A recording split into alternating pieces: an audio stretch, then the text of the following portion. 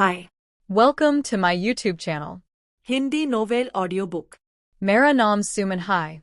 मैं आपके लिए लेकर आई हूँ एक रहस्यों से भरी रोमांचक दिलचस्प कहानी। तो मेरे साथ बेन रहिए और कहानी का आनंद लीजिए। Thank you. स्टोरी अच्छी लगे तो शेयर करें।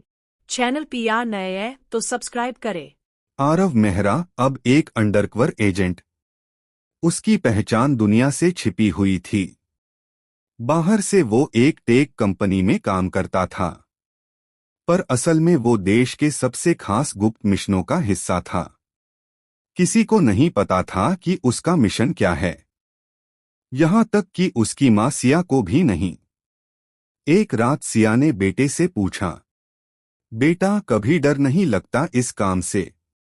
आरव ने मुस्कुराकर कहा, माँ डर तो तब लगा था जब पापा को खोया था, अब सिर्फ फर्ज है। एक दिन आरव को एक मिशन मिला। अंडरवर्ल्ड में फिर से एक पुराना संगठन सक्रिय हुआ है, द ब्लैक सिंडिकेट। फाइल खोली तो पहली तस्वीर देखकर उसका दिल थम गया। वहां लिखा था, leader Aryan Mehra alias the ghost. Aarav के हाथ कांप गए। वो यकीन नहीं कर पा रहा था, क्या उसके पिता जिंदा हैं या कोई उनके नाम का इस्तेमाल कर रहा है। आरव ने गुप्त रूप से जांच शुरू की।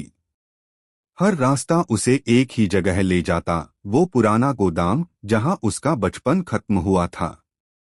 वहां उसने दीवार पर पुराने हथियार, फाइलें और एक फोटो देखी, आर्यन और सिया मुस्कुराते हुए।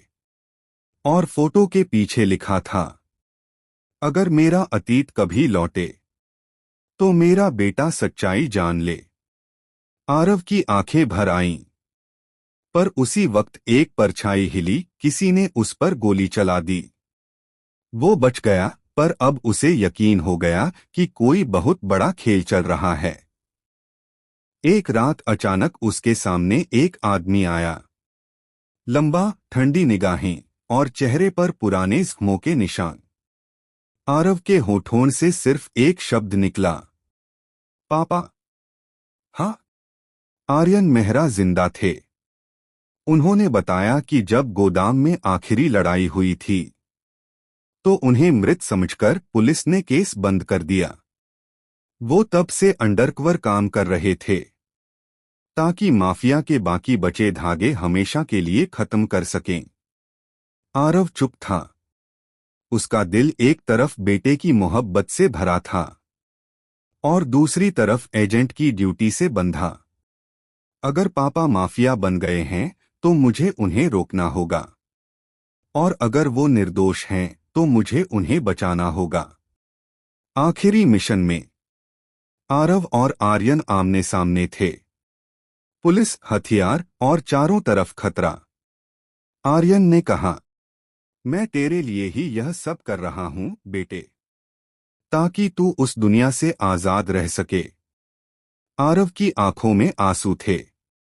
उसने कहा, और मैं आपको बचाने आया हूं, ताकि मां अकेली न रह जाए। उसी वक्त ब्लैक सिंडिकेट का असली मुखिया सामने आया, रघव मल्होत्रा की बहन रिया मल्होत्रा।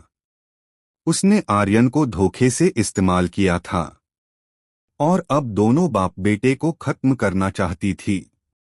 आखिरी गोलियां चलीं। आर्यन ने आरव को बचाया, पर खुद को गोली लग गई। कई महीने बाद सिया ने अपने बेटे के साथ एक मेमोरियल हॉल में आर्यन की तस्वीर लगाई।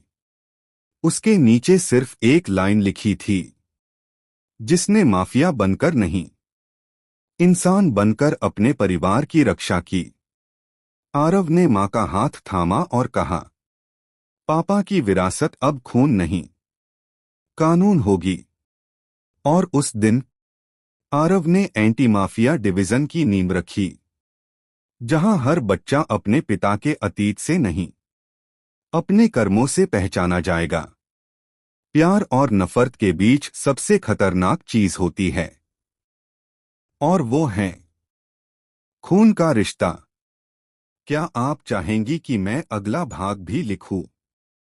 आरव अब एक अंतर्राष्ट्रीय मिशन पर जाता है, जहां उसे अपने पिता के पुराने दुश्मनों से भिड़ना पड़ता है और उसकी जिंदगी में एक नया प्यार भी आता है।